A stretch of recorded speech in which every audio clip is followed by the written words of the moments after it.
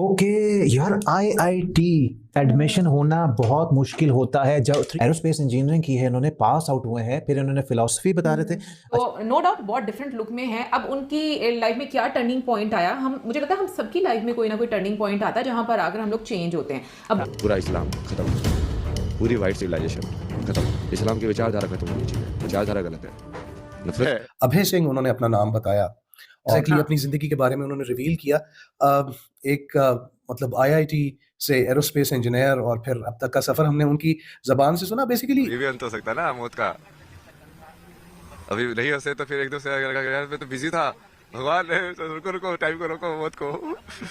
अभी तो इस मोमेंट में भी रहेंगे, शांत भी हो सकते हैं, जरूरी नहीं हंसना। स्टीव जॉब साहब की जो वाइफ है वो आई, और आज मैं देख रहा था स्टीव जॉब साहब का 1972 में उन्होंने एक लेटर लिखा था और उसमें उन्होंने ये कहा था कि I want to go to Kumbh. Photography, graphic designing, पता नहीं क्या क्या आता है। फिर उन्होंने बोला कि मैं ये स्पिरिचुअलिटी साइड पर आ गए। वो थ्री इडियट्स का रेफरेंस भी दे रहे थे कि उस तरह ही सारा मेरे साथ हुआ है। और जब जो भी करें, जैसे भी वो सामने आ रहे हैं, जैसे भी वो रह रहे हैं, ऑब्वियसली उसमें उनको कहीं ना कहीं पर कुछ ना कुछ शांति मिल रही है, जिसकी वजह से वो उस तरह के आप लोग स्पिरिचुअलिटी वाली साइड पर आ रहे हैं। इस्लाम की विचारधारा खत्म होनी चाहिए। विचारधारा गलत है, नफरत सिखाती है। वो खुद नफरत करते हैं, फिर दूसरे वालों को जाके वगैरह करते हैं कि तू पीस में रह। अरे तो तू भी तो पीस में रह। उनके लिए टर्निंग बैक नहीं है, अब वो इसी रास्ते पे चलेंगे। सो उनकी फैमिली के लिए ये चीज़ डिसाइसिव थी। सो ये चीज़ उनकी वहाँ पे ख़त्म हो गई। उसके अलावा बहुत अच्छे तरीके से आप बात कर रहे हैं, हमें लग रहा है कि आप पढ़े लिखे बहुत हैं। तो हाँ, आईटी बॉम्बे से पढ़ा हुआ है ना जी। आईटी बॉम्बे से एरोस्पेस इंजीनियरिंग किया ना मैंने। आईआईटी मुंबई से। हाँ, स्पिरिचुअलिटी ढूंढना चाहता है, जो माइंड को फ्री रख के कुछ ढूंढना चाहता है, जो स्वयं को ढूंढना चाहता है, वो यहाँ आए। उसको कोई बंधन नहीं है उसके ऊपर कि ये सही है वो गलत है। जो मन में प्रश्न है उन प्रश्नों के साथ है, उनके प्रश्नों के ऊपर कोई प्रश्न चिन्ह नहीं लगा। जय हिंद दोस्तों, ऐसे भारत मीडिया में आप सभी का स्वागत है। दोस्तों, प्रयागराज के महाकुंभ में देखे गए अभय सिंह की कहानी हैरान करने वाली है, क्योंकि दोस्तों आईआईटी बम्बई से एरोस्पेस की इंजीनियरिंग की है। इस वक्त दोस्तों पाकिस्तान में इसकी ज्यादा चर्चा चल रही है। अब पाकिस्तान में भी अभय सिंह आईआईटी बाबा के नाम से जाना जा रहा है। और इसके अलावा दोस्तों फोटोग्राफी करने के बाद उन्होंने कनाडा की करोड़ों पैकेज वाली नौकरी छोड़कर भारत लौटने का फैसला किया। और दोस्तों अब देखा जा रहा है कि प्रयागराज के महाकुंभ में इसी अभय सिंह की ग्लोबल की बैरागी रूप में वीडियो सोशल मीडिया पर इस वक्त बहुत ज्यादा वायरल हो रहा है। और पाकिस्तान में इसका वीडियो देखकर सब लोग हैरान हो गए हैं, क्योंकि दोस्तों आईआईटी में एडमिशन पाना इतना आसान काम नहीं है। क्योंकि दोस्तों अब रुद्राक्ष की माला और शांत चेहरे के साथ अभय सिंह का साधु जीवन हर किसी के लिए जिज्ञासा का विषय बनते जा रहा है। अभय सिंह बचपन से ही शिक्षा के क्षेत्र में बड़ा होशियार था। अच्छा रैंक आने के बाद भी मुंबई आईआईटी में एडमिशन मिला। वही कोरोना काल में कनाडा में रहा है और अपनी बहन के पास ही रहकर उसने नौकरी भी की है। अब दोस्तों सोशल मीडिया के माध्यम से ही उनके आध्यात्मिक की ओर जाने का पता चला है। प्रयागराज में भाव महाकुंभ के अवसर पर देश ही नहीं दोस्तों दुनिया भर के करोड़ों श्रद्धालु पहुंचे हैं। और महाकुंभ में आने वाले हर भक्तों के लिए ये साधु संत आकर्षण का केंद्र बन रहे हैं। विश्व के सबसे बड़े धार्मिक महाकुंभ में आए कई बाबा अपने अनोखे हठ योग साधना समेत अन्य वजहों से खूब चर्चा बन रहे हैं। दोस्तों महाकुंभ में आए साधु संतों के बीच आईआईटी बाबा बैरागी भी शामिल है। आईआईटी बॉम्बे एरोस्पेस इंजीनियरिंग की पढ़ाई की है और वैराग्य धारण करके बाबा बन गए। इसी बीच दोस्तों महाकुंभ के मेले के अवसर पर दोस्तों पाकिस्तान में आईआईटी बाबा के नाम से ज्यादा वायरल हो रहे हैं, क्योंकि दोस्तों इतना पढ़ाई करने के बाद वैराग्य धारण करना मामूली बात नहीं है। और दोस्तों हर किसी को आईआईटी में एडमिशन नहीं मिलता। ये देखकर पाकिस्तान के लोग हैरान और परेशान हो रहे हैं। तो दोस्तों चल के देख लेते हैं पाक मीडिया के रिएक्शन इस पे क्या आता है। अगर दोस्तों आप लोग चैनल पे पहली बार आए तो दोस्तों आप लोग ऐसे भारत मीडिया को सब्सक्राइब जरूर करिएगा और कमेंट में दोस्तों अपना राय लिख के जरूर शेयर करना। और इसी के साथ दोस्तों अभय सिंह आईआईटी बाबा ने पाकिस्तान के जिहादियों और पाकिस्तान के लोगों को क्या कहा, तो आप लोग ये वीडियो अंत तक जरूर देखिएगा। जब तक के लिए दोस्तों जय हिंद जय भारत। में आपको मिलता हूँ एक नया वीडियो लेकर। ओके यार, आईआईटी एडमिशन होना बहुत मुश्किल होता है। जब थ्री इडियट्स में आपने पूरी, जो थ्री इडियट्स में आप देखते हैं ना, वो सारा आईआईटी की बिल्डिंग है। एरोस्पेस इंजीनियरिंग की है इन्होंने, पास आउट हुए हैं, फिर इन्होंने फिलॉसफी बता रहे थे। अच्छा, फिर फोटोग्राफी में इंटरेस्टेड थे तो उसके लिए इन्होंने कुछ बताया कि मैंने किया। और इनको फोटोग्राफी, ग्राफिक डिजाइनिंग, पता नहीं क्या क्या आता है। फिर उन्होंने बोला कि मैं ये स्पिरिचुअलिटी साइड पर आ गए। वो थ्री इडियट्स का रेफरेंस भी दे रहे थे कि उस तरह ही सारा मेरे साथ हुआ है। और जब वो इंटरव्यू सुनते ना आईआईटी से पास आउट में, वो ढंग, वो क्योंकि बोलते हैं आप इंग्लिश बोल रहे हैं, आपके बोलने का तरीका, तो आप कितना पढ़े लिखे हैं। तो आजकल ये वायरल जा रहे हैं अभय सिंह। फिर इनके फ्रेंड्स ने कुछ फोटोज पोस्ट की इनकी, तो भाई क्या ही बात है। और अब वो आगे स्पिरिचुअलिटी की तरफ, और हर दूसरा चैनल इनका इंटरव्यू ले रहा है अभय सिंह का।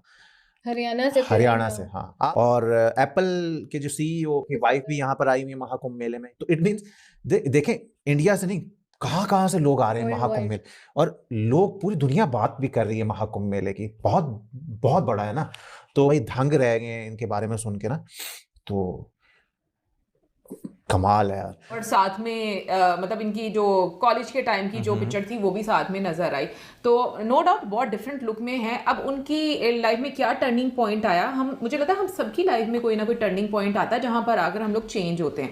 अब बहुत सारे लोगों को लगेगा कि ईमान योगी मतलब बातें करती है और इस तरह की, साइंस से इसका कोई लेना देना नहीं है। ऐसी बात नहीं है। मुझे लगता है कि ये चीज़ें एग्जिस्ट करती हैं। वो अपनी लाइफ में जो भी करें, जैसे भी वो सामने आ रहे हैं, जैसे भी वो रह रहे हैं, ऑब्वियसली उसमें उनको कहीं ना कहीं पर कुछ ना कुछ शांति मिल रही है, जिसकी वजह से वो उस तरह के आप लोग स्पिरिचुअलिटी वाली साइड पर आ रहे हैं। मैं ये बात ज़रूर बोलूँगी कि हमें एक चीज़ जो है वो समझनी चाहिए कि हम जितने भी लोग, जैसे मौसम में बोला भी कि ट्रॉलिंग शुरू हो जाती है, हम लोग इतने अनकॉन्शियस हैं इन चीज़ों को लेकर कि हमें ये नहीं पता कि हम अगर किसी को तंग कर रहे हैं, कुछ भी, हम अपने कर्म खुद ही इकट्ठे कर रहे हैं और वो हमारे सामने आएंगे आगे, चाहे जो मर्जी कर लें हम लोग। अगर आज हम किसी को हर्ट कर रहे हैं तो वो हमारे पास वापस आएगा। इंटेंशनली कर रहे हैं तो फिर तो 100% अभय सिंह उन्होंने अपना नाम बताया, एग्जैक्टली हाँ। अपनी जिंदगी के बारे में उन्होंने रिवील किया।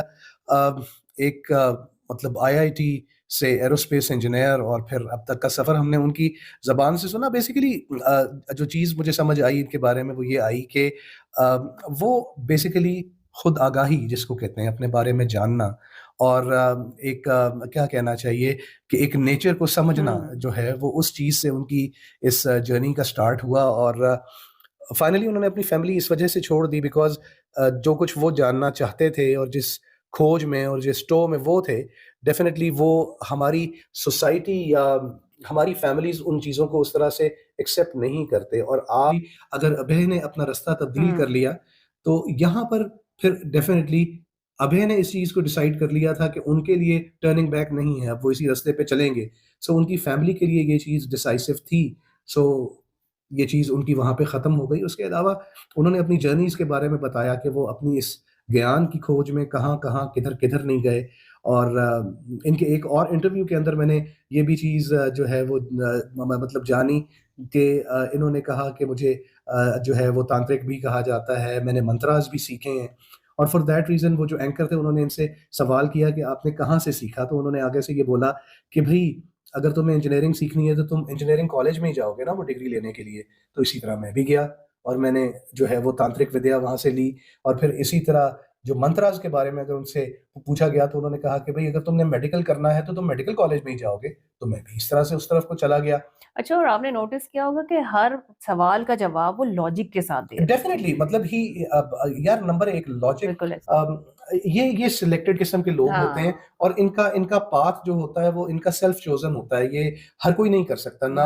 हर कोई अपनी इस तरह से रिलेशनशिप्स और अपनी तमाम रिस्पॉन्सिबिलिटीज को एक साइड पे रख के बिल्कुल अपने आप को एक साइड पे लेके चल सकता। कुंभ सिर्फ प्रयागराज में ही नहीं आयोजित किया जाता है, ये भारत के 3-4 अन्य शहरों में भी आयोजित किया जाता है, जैसे नासिक हो गया, हरिद्वार हो गया। और महाकुंभ 144 साल पे लगता है। उसके अलावा हर साल कल्पवास होता है। कल्पवास में मेरी जैसे अभी स्टीव जॉब साहब की जो वाइफ हैं वो आई, और आज मैं देख रहा था स्टीव जॉब साहब का 1972 में उन्होंने एक लेटर लिखा था और उसमें उन्होंने ये कहा था कि I want to go to Kumbh. उस समय का कुंभ वो आना चाहते थे पर वो अनफॉर्चुनेटली नहीं आ पाए। और देखिए ये उनकी वाइफ आई हैं अपने हस्बैंड की विश को पूरा करने, क्योंकि वो हिंदुइज्म से बहुत ज्यादा प्रभावित थे। नीम करोली बाबा का उनके ऊपर बहुत ज्यादा असर था। हिंदुइज्म मतलब देवी देवता और ये नहीं, फिलॉसफी, स्पिरिचुअलिटी। जो भारत दुनिया की स्पिरिचुअल गढ़ है, जो स्पिरिचुअलिटी ढूंढना चाहता है, जो माइंड को फ्री रख के कुछ ढूंढना चाहता है, जो स्वयं को ढूंढना चाहता है, वो यहाँ आए। उसको कोई बंधन नहीं है उसके ऊपर कि ये सही है वो गलत है। जो मन में प्रश्न है उन प्रश्नों के साथ है, उनके प्रश्नों के ऊपर कोई प्रश्न चिन्ह नहीं लगाए जाते।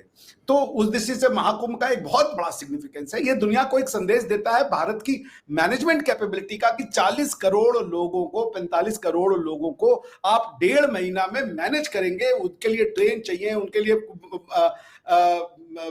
जो प्रयागराज का शहर है, जो नगर है, उसमें 40 करोड़ लोग आएंगे। और अगर एट अ टाइम मान लीजिए, क्योंकि ये 30-40 दिन चलना है, तो यानी कि हर डे 1 करोड़ लोग अगर डिप ले रहे हैं, 60-70 लाख लोग अगर हर दिन डिप ले रहे हैं, वो वहां उस शहर में रुक रहे हैं और एक टेम्पररी जो है वो डिस्ट्रिक्ट जो है, नगर जो है वो बसाया गया है। प्रयागराज को उत्तर प्रदेश का 76वां जिला घोषित किया गया है। नॉर्मली 75 जिले हैं उत्तर प्रदेश के। तो वो सोचिए कि डिस्ट्रिक्ट एडमिनिस्ट्रेशन के लिए ये कितनी बड़ी चैलेंज होगी कि इतने लोगों की सुरक्षा, इतने लोगों का जो है हेल्थ का वो ख्याल रखना। कुछ लोग ऐसे होते हैं जो कि इतना उनका मन खराब होता है कि वो अगर कुंभ में भी जाके नहा ले तो उनका मन जो है वो पवित्र नहीं हो सकता। सोचिए, भगवान बुद्ध भी निर्वाण पाने के बाद, ज्ञान पाने के बाद भी कुंभ की महत्ता को बता रहे थे।